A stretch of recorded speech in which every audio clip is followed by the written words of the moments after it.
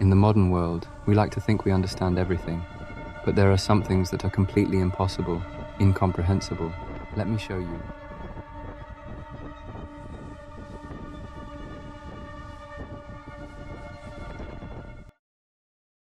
If you're afraid of being trapped far from help in freezing wilderness, while the people around you begin to die for no clear reason, you might want to skip this one.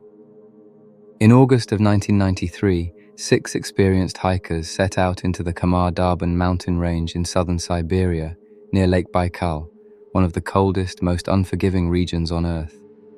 Their leader was Lyudmila Korovina, a highly respected survival instructor. She had decades of experience and had trained elite hikers. If anyone knew how to keep people alive in the wild, it was her. The group wasn't reckless, they were fit, disciplined, and prepared. The plan was a challenging but manageable trek through remote terrain, cold, wet, and windy, but nothing outside their skill level. At least, that's what they thought. On August 4th, the weather turned. Without warning, a violent storm rolled in. Temperatures dropped sharply, wind cut through the mountains, freezing rain soaked everything: clothes, sleeping bags, food. They pitched camp on an exposed slope. That decision would haunt them. Early the next morning, one of the hikers, Alexander, stood up and immediately collapsed. At first, the group thought he was just exhausted. Then he started convulsing. Foam formed at his mouth. Blood began leaking from his ears and nose. His eyes rolled back. He clawed at the ground like he was trying to escape something only he could see. Within minutes, Alexander was dead. No injury, no fall, no explanation. The group panicked, but before anyone could fully process what they'd just seen, another hiker collapsed, then another. One girl began screaming uncontrollably, tearing at her clothes, smashing her head against rocks.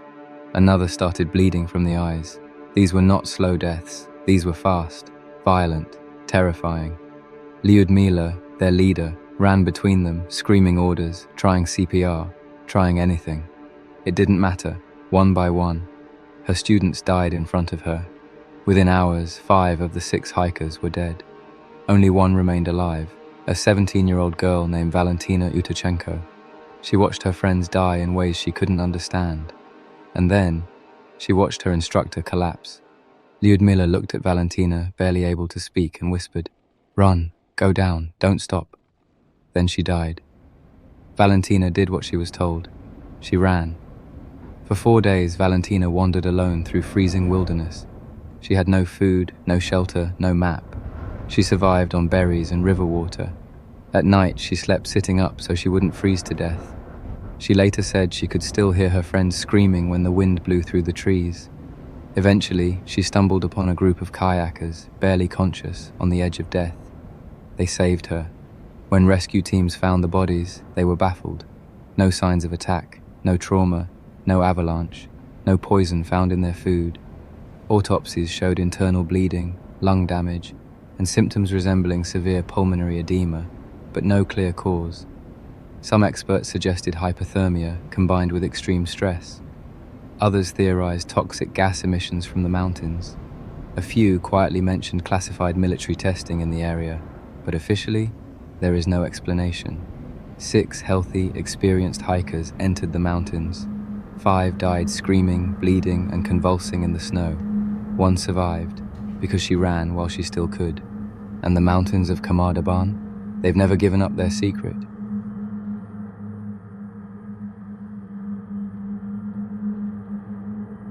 If you're afraid of getting lost in freezing mountains surrounded by help you can't bring yourself to use, this story is going to mess with you.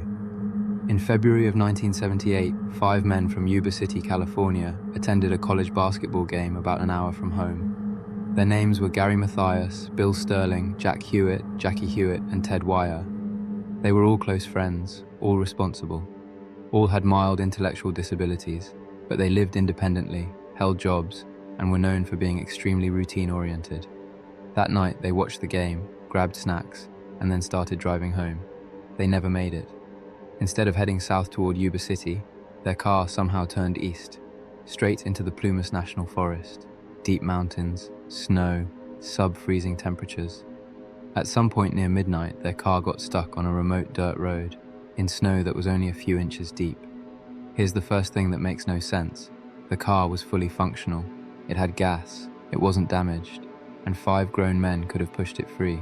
They didn't. They abandoned it and walked into the mountains. Search teams found the car days later, but no sign of the men. Then the snowstorms hit. For months, there was nothing. In June, once the snow melted, a man riding a motorcycle smelled something foul near a ranger trailer, an old Forest Service shelter stocked with food, propane, and blankets. Inside, they found Ted Weiher's body. He was lying on a bed, wrapped tightly in sheets. He had lost over 100 pounds, and he had been dead for weeks. Here's where it gets horrifying.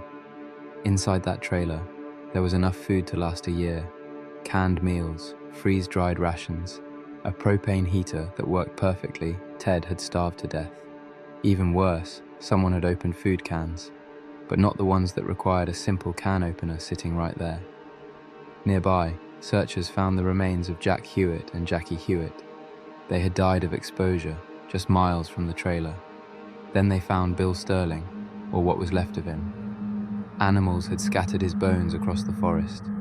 That left one man unaccounted for, Gary Mathias. Gary had military training. He understood survival. He knew how to start fires, navigate terrain, and seek shelter. He vanished completely. No remains, no clothing, no trace. To this day, he has never been found. Investigators tried to piece together what happened. The best theory?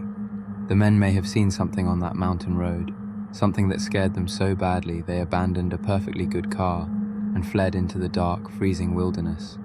Others believe Gary had a mental health episode and convinced the group to follow him. But none of that explains why. They didn't use the shelter correctly. They didn't eat available food. They didn't light the heater. They didn't stay together. Or why one man simply vanished. 5 friends took a short drive home. They ended up scattered across frozen mountains, starving beside food, dying next to warmth, and one of them disappeared as if the forest itself took him. This case is known as the Yuba County 5, and despite decades of investigation, no one can explain what truly happened up there.